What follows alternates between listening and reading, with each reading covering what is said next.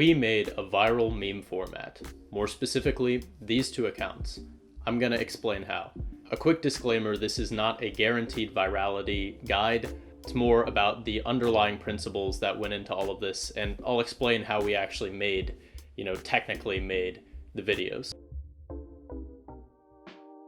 Beginning with design, I'm gonna talk about handles. Handles are honestly everything when it comes to social media. People will pay tens of thousands of dollars on Swapped for different types of handles. In this case, we have used the handle as an integral part of growing the brand. By having people tag at Freud was right or at Marx was right, we are able to spread our meme throughout different communities. Not only does it give us more content to duet, it also spreads our idea and acts as a joke alone in the comment section. Another key idea, which I touched on there, was the duet. If you are creating accounts, you ought to create things that function well within the platform you are trying to propagate your ideas. So if you're on Instagram, use Reels, use IGTV, the classic IGTV that took over YouTube. Don't y'all remember? If you're on YouTube, use Shorts. I've seen a lot of radical growth with Shorts recently. There might be some Whatitis shorts soon. On TikTok, we use duets because it allowed for the reaction GIF to be paired with a driving piece of content. That content is typically already viral, so it's interesting, and people will predominantly be watching that content and just seeing the added reaction of, what would Freud have thought on this? The final portion of design I'm going to talk about is how we actually made the videos. We use talkingheads.com. This is my plug of the video. As opposed to Wombo or Deep Nostalgia, Talking Heads lets you use text, video, or a driving audio, and it doesn't charge you based off of what you're doing. If you surpass a certain limit, it will, but honestly, far superior deepfake app. They have a web app and a phone app.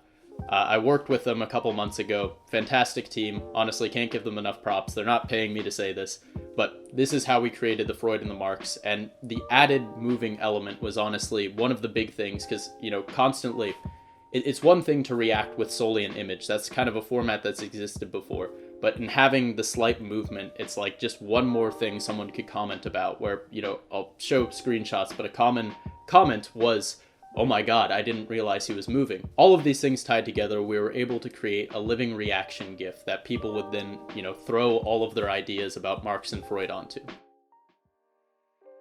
Moving into the persona section, one deliberate choice we made was stripping all identity from the accounts. The bio only says tag me, the hashtags typically only pertain to Marx or capitalism or Freud or, hashtag Sigmund Freud.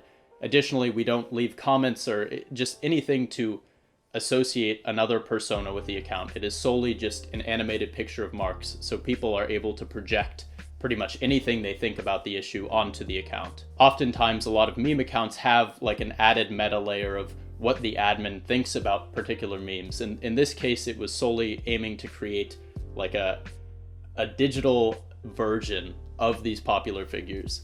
And ultimately, it ended up working quite well. Marx and Freud are probably two of the most contentious thinkers of the past, century and a half.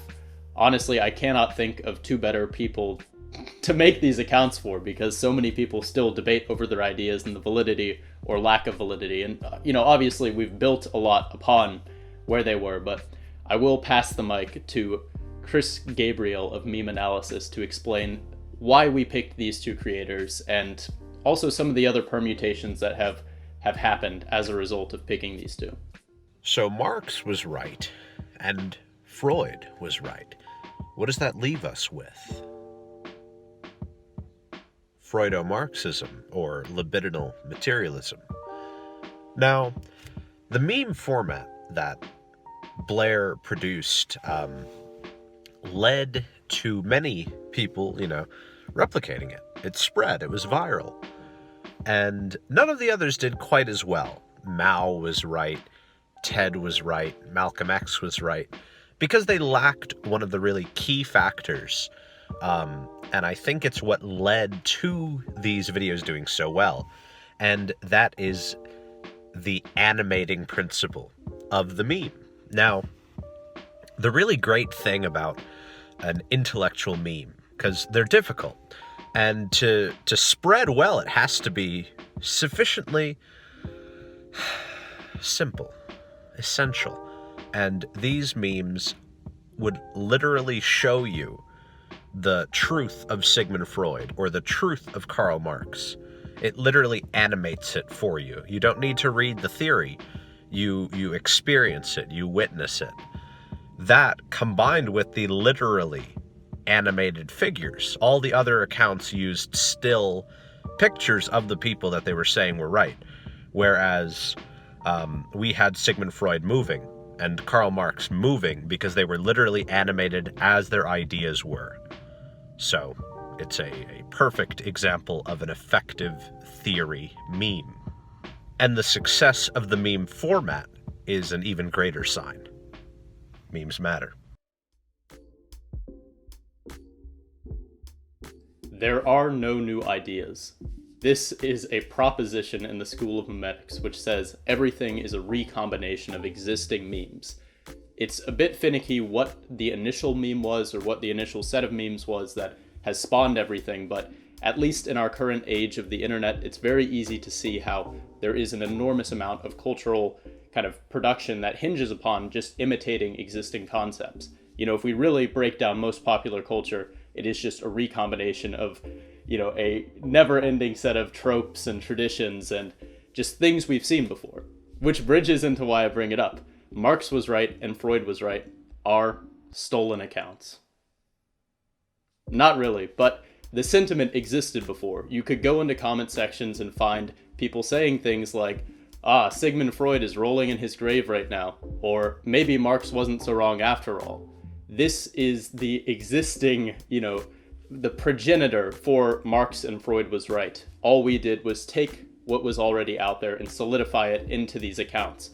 The true innovation of this entire experiment was the format itself. The fact that people were making copies of the format, as Chris said, for TED and Mao, strikes me as an indicator that what we had done was truthfully memetically viable.